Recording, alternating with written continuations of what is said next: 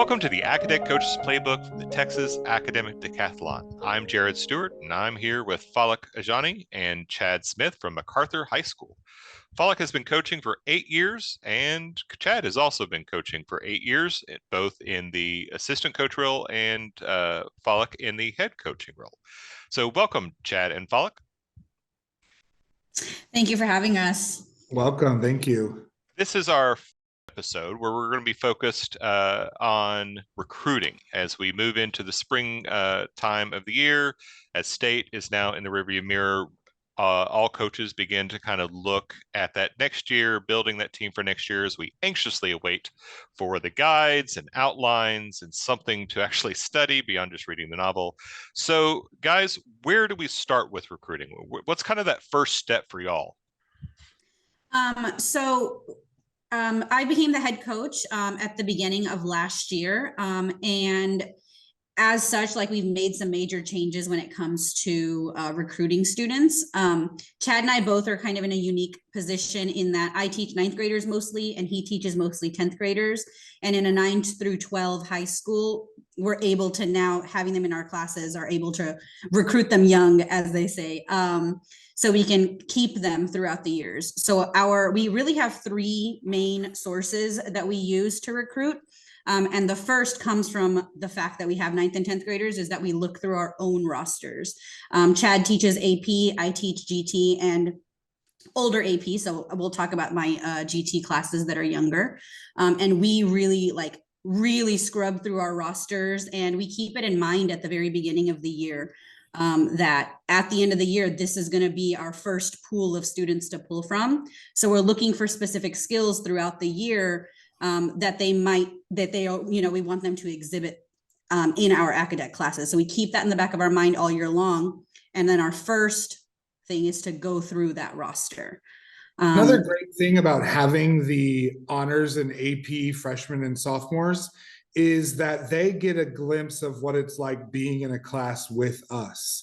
You know, by the time they finished my class, students who were put in advanced classes in middle school know Falak, Mr. Johnny, and me. And so they know our personalities, they know our attitudes, they know that we're pretty much truth tellers. So when we say this is fun, they believe it. When we say this is difficult, they can believe it because they know what kind of workload they're used to getting from us. So if I say, well, it's more than being in my AP World History class, they have an idea what that means versus someone who hasn't been in my class. So that's another really good reason that using our own rosters is such a helpful tool, and having those preps is so valuable to us. I think both of you bring up a really interesting point, is that it is very much coach driven of recruiting as far as building a program, that if you can connect with those kids, that's an important part. And if you do have kind of some choice over who your assistant coaches are as a head coach, you do want to kind of choose people who can both be a help to you, but also who have really great connections with kids and access, as you are saying, of teaching those younger kids to where you can actively recruit them, because it's really hard to recruit kids that you have really no previous connection with. You can do it. It's just a little harder. Yeah, and it's also just, you know the kids, you know which ones are going to put in the work and which ones are going to join because they think it's fun. And it is fun, but Acadec is work. But we don't know every kid, so we have multiple sources of recruiting. I would say our second, so after we go through our own rosters, we reach out to the counselors. And by the time that recruitment starts, after, around February, March, we have the PSAT results back. And with the PSAT results comes the AP potential list. And so we put that in as a request to get that information. And we really sit down and scrub through the list and who have we already got on our list from our own rosters? And then, okay, like, where is our AP potential? Specifically, we pay attention to the English categories because everybody in Acadec knows how reading heavy it is. So we want to make sure that they know we are pulling kids that perform well in subjects like that. For the PSAT, when you're looking at that, is there certain numbers you're looking at? That's usually a question that new coaches have, is like, okay, so I've got this big spreadsheet or Excel with all their scores on it. What am I looking for? Go ahead. Well, I was just going to say we start at their reading percentiles, and we just start at the top and work our way down. And we look at kids. We don't usually just based off. We don't eliminate kids based off PSAT scores. If a kid's interested and we look at their PSAT score and it's not a recruiting score, we never eliminate based off that, because there's all kinds of factors that can go into what it looks like to do school day PSAT testing, but it gives us names that we may not be aware of. So we just look at their performance primarily in reading. We look at math, but we focus on reading because that's more broadly, that's going to affect a greater number of subjects. And we just start at the top and we look for names. We compare those names with the coaches and kids we know, and we look at their grades when we do that and see, okay, they do really well, but they fail a lot of classes. Maybe there's, just kind of thinking like, okay, what does this tell us about kids who might be interested or might be successful in the program? We don't have a cutoff score or anything like that. It's not, start at 600 and go up from there. We just sort of use it to add names, and then learn about those students from their teachers. I was same thing. I almost never looked at the math score to a certain extent, just because I can get them math, like that one event. I can get them where they need to be. It's the reading score. You're right. It's actually very essential. I mean, I guess the holy grail is that kid that's in the high scoring when you look over his grades and there's lots of B's and C's. I mean, that's when everybody kind of cheers. Yeah, that's the way you're doing a little dance inside. Yeah. Yeah. And I have to say, even before we get into the next part, one of the only things that makes this successful for us is Follick's spreadsheet skills. The way she can make a spreadsheet, and almost every time I add something into the spreadsheet, Follick goes back behind me and changes the formatting of it, because I never add anything correctly on the right page or anything. None of this would work. If it was me, I would have a binder and I'd be commenting on binders, and there'd be multiple different colored sticky notes, and Follick would look at it and probably have a seizure. I would lose my mind. her Google spreadsheet skills are phenomenal. So that's what makes all of this possible. It's an unnoticed skill that's kind of required, and I had to kind of adopt over the years, is like really getting good at data and kind of understanding, got to get a full picture of the kid before, as I'm recruiting. And so if you're a new coach listening to this, I do have sample spreadsheets that we can send you. So, and there are lots of coaches who are like Follick that do a lot of spreadsheets and data. And so there are lots of people that can help you find those and figure out how to really look at the data holistically and kind of looking across all parts. I did also like the fact that you said that, we don't, because a kid's interested, we don't tell them no because of a PSAT score or really kind of any data. And that is so very valuable. If they're interested, tell them to come on and do it, because I've seen kids that very low PSAT scores, but they knocked Acadec out of the park just simply because that they were really enthused to do it. So I appreciate y'all saying that. Yeah, I think it's important. It's just something as a teacher, right? Like as teachers, even in competition, we're here to help kids find ways to be better versions of themselves. And Acadec is a great way for kids to find out what they do and don't love and where they want their life to go or not go. That's one of the reasons I love Acadec so much. I've been a part of other forms of academic competition, and one of the things I love about Acadec is that it is so expansive with so much opportunity. Yeah, and the fact that we have to have students from all academic backgrounds, it just creates it to be more inclusive, right? Like we want all different types of kids to have the opportunity to compete and do an academic competition and don't feel like they get left off just because maybe their grades are not the highest. We still want to give them that opportunity to build a team and build that camaraderie with all different types of students in an academic setting. So I think that that's really cool. Follow it with your spreadsheet. So you mentioned grades, you mentioned PSAT. What else is on that spreadsheet for to kind of figure out whether a kid is somebody you want to recruit or not? So we have a huge spreadsheet with lots of tabs, where we have, coach comments. So like I said, we go through our own rosters first. Our subject coaches are also have that input. And then when we get to the third source of recruitment, is contacting teachers. We'll talk more about that in a little bit. But we add in comments about, what is their work ethic like? What are their grades like, right? Because until we get into like their transcripts and things like that, we don't really have an idea. And ultimately, that is something that's important when it comes to recruiting. We want to make sure we have a fair amount of students that are honors, scholastic, and varsity. We don't want to just recruit from one category all the time. So that information is there. And what else is there? We have lots of comments. Chad, if I'm leaving anything off, I'm actually opening it up. No, So we have like a tab for, each of our three sources. So, what coach recommendations, what the PSAT list says, what do other honors and AP teachers say to us? So we have our three sources of recruitment. And then we have a tab for, which coach is contacting them, how are we contacting them, what have they told us, who is out because they don't want to do this, who might need some convincing, who wants us to talk to their parents.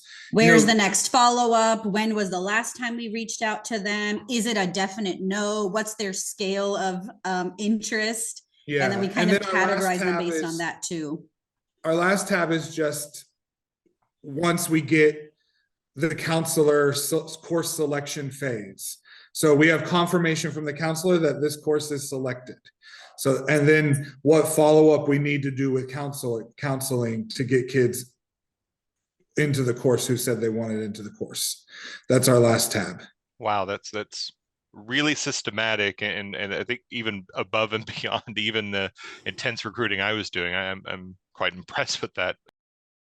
Okay, I want to add one more thing about the importance of having a good relationship with counselors. When you recruit students in March and April, and you have them in course selection in May, you still have to have them committed in August. And one of the really most important parts of our relationship with counselors is working really closely that kids can't go behind our backs and try to drop a class, that there has to be a meeting with the parent. Again, if a kid isn't going to commit to the team, we want them to have the opportunity to not be a part of the team. We don't want to force kids into the team, but we also, like I said, we emphasize mutual accountability and commitment to a team. So we don't want that process to change between May and August easily for the students. And it's really important that counselors are our allies, not just in March, but all the way through September and October, because they're an important process, part of keeping schedules the same at the beginning of the school year.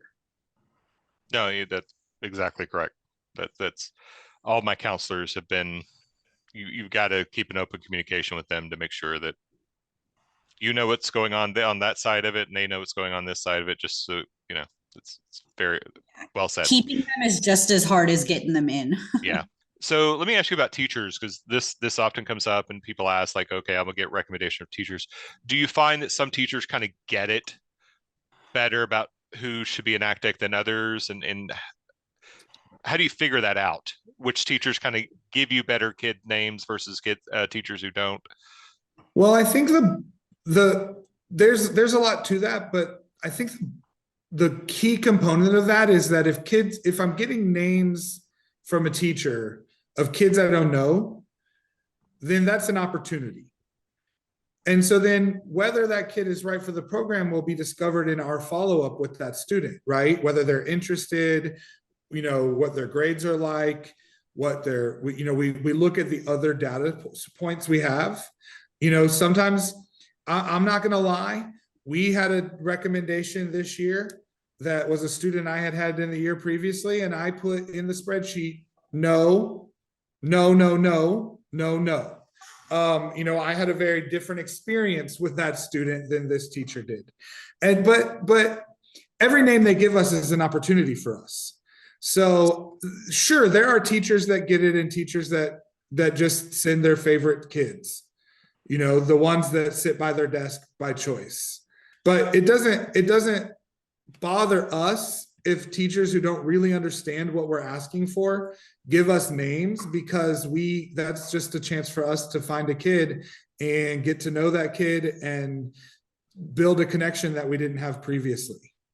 And something that's really cool is sometimes there will be kids that we share on our rosters, not me and Chad, but me and another teacher. And we get their name and I'm like, oh, like I never thought that they would be somebody who is, would be interested or good at Acadec. And we're like, I can't believe I didn't think of them. So just having those fresh eyes, having that fresh perspective, in addition to getting kids that we, had never had in our classes, because ultimately we are only 2 teachers out of several hundred, right? So just being able to get their names. So even if they're maybe not involved in the organizations that we're involved in, just being able to have the opportunity to reach out to them through that other teacher. The fresh eyes comment is spot on. Like there have been kids that in my class was not a good fit, but Acadec is different. It's a different relationship you have with the kids, and it just worked. Where in a classroom it was frustrating as heck trying to teach a kid, but coaching a kid is very different, especially if they want to be there. So, and even year to year, when I've had kids tell me no one year, doesn't mean I don't go back the next year and ask again, because things change and their mindset change or their situation changes. And so to kind of treat that list every year with fresh eyes, like you don't have a lot coming into the relationship beforehand. Sometimes you can surprise yourself with the kids you find if you just kind of forget your past experiences with them and be open to maybe they've changed, maybe they've grown, maybe they've matured, and it kind of works out. So Absolutely. yeah. So how much do y'all include the current team kind of in this recruitment process? We ask them if they know someone who's interested. We want our students to be really honest with kids about how difficult Acadec is and what kind of commitment. One of the really important things is that kids understand they are not signing up for a class. They are committing to be members of a team. And that team is going to meet more than the 90 minutes every other day. We're going to meet after school. We're going to meet on weekends. We're going to meet during holidays. We're going to see each other frequently. We're going to keep one another accountable to work when we're not together. And so we want our current students to make sure that they are communicating clearly that it's a part of being on a team. We don't put any of the responsibility of recruitment or follow-up or anything like that on our students. So where in the recruitment process are we? We kind of veered off into other subjects. So yeah. Where are we within y'all's kind of framework? Where's kind of the next step for y'all? So right now we're actually, students have already been called into the counseling office to get their schedule set up for next year. So whenever, we were talking about that spreadsheet earlier, we're on our last tab right now. We've got like our list of honor students, our list of scholastic students, and our list of varsity students. These are the kids that have confirmed that they have put it on their schedule. We've talked to them one-on-one, like any of the students that I have in my own class, like, hey, have you met with your counselor yet? Did you put it on your schedule? Oh yeah, but I had this issue. Okay, do you need me to reach out to your counselor? No, it's already been taken care of. Or, that kind of conversation. And then we've also reached out to our head counselor to get an enrollment list. And just yesterday or 2 days ago, we cross-listed to see, okay, which of our kids have told us, yes, I signed up, but they're not on this list. And we've sent that list back, and that's what's being worked on right now. Yeah, that is an absolute vital step, because I've been burned by that one before, where kids said yes, said, okay, we put it on the schedule, and then come August, we figure out that it never made it from kid's decision and schedule actually onto a physical schedule. And so Right. double checking with counselors about this time of year to make sure that they actually are enrolled in the course is very important for your numbers, but also to make sure you have everybody in the right spot. Just to kind of rewind just a little bit. So again, we talked about grades, we talked about PST, we talked about recommendations from other teachers. So what are the like intangibles that you're looking for with these kids, of whether they fit beyond just qualified academically and academic rock stars? What are those intangibles you're looking for? Yeah, absolutely. So one of the most important things is that we do not try to twist anyone's arm. If a kid tells us, I'm not sure, I don't think this is right for me, I don't think I'll do that kind of work, we say, great, we love you, we're glad we had a chance to talk about this, we're going to encourage you in whatever venture is right for you. We don't want to fight with them all year to do work. We want to develop a team that is focused on mutual accountability, that we don't have to, twist arms all year long. We want them in and committed. So their interest is really important. We want to make sure that we are clear about the difficult level and the level of commitment. And so we want to see, we want to see work ethic. We want to see persistence. We want to see curiosity. And we want to see students who are willing to say, I need help with this, or I don't understand this. We want to see creativity. We want to see innovation. These are the kinds of things that we want to kids to have that aren't measurable or don't have numbers next to them. Yeah, and like Chad said earlier, like we make it very clear, like, you're joining a team. Like, yeah, you're signing up for a class, but you're joining a team. So we definitely also want those kids that are, gonna support and encourage each other, because it can get really easy to get overwhelmed with the material. And so to make sure that we're finding kids that are going to lift each other up and, hold each other accountable, but also make sure that, they're supportive in that.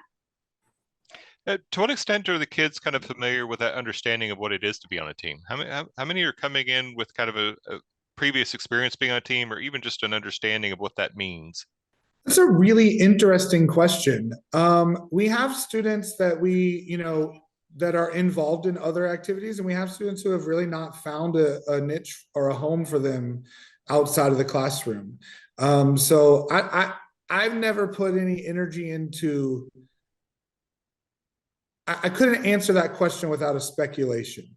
But what I can say is that it's really important to Follick and I, and we make this a priority in our decision making and our planning and scheduling and our communication with our students and parents about what we are as a team, what it means to be a team.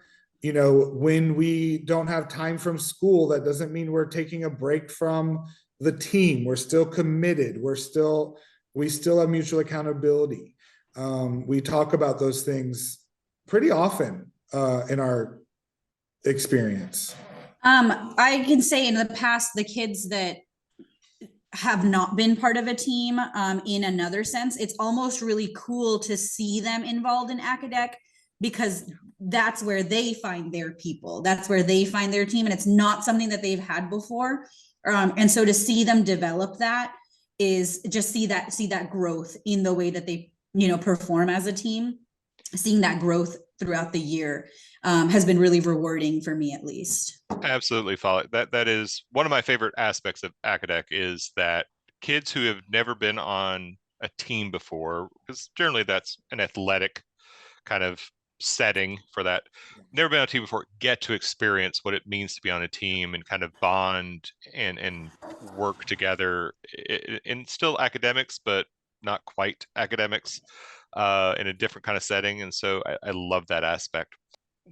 What about your pitch? When you're going to these kids, what does that look like? How does it change depending on the kid, or depending on whether honors, varsity, scholastic? Well, we've kind of alluded to this a little bit throughout when we've talked about how we do talk about honesty, with being honest with students about the expectation of joining our team. But I think one really important thing is that as teachers, not just as coaches, but as teachers in our building, Follick and I both believe in culture building. If you come into either one of our rooms, you're going to see pictures of our students, our families, things we care about or enjoy. You're going to see awards that our Acadec team has won. You're going to see pictures of our team having fun on our screen. We build that culture so that there's a lot of intuitive understanding of what it means to be somebody who gets to hang out in room 109 or room 238. We build that culture, and that's a really important part of the pitch. Because if I'm a lame-o who just like doesn't really like has like all white walls and isn't like getting to know kids, and then I tell them Acadec is so much fun, like no one's going to believe that.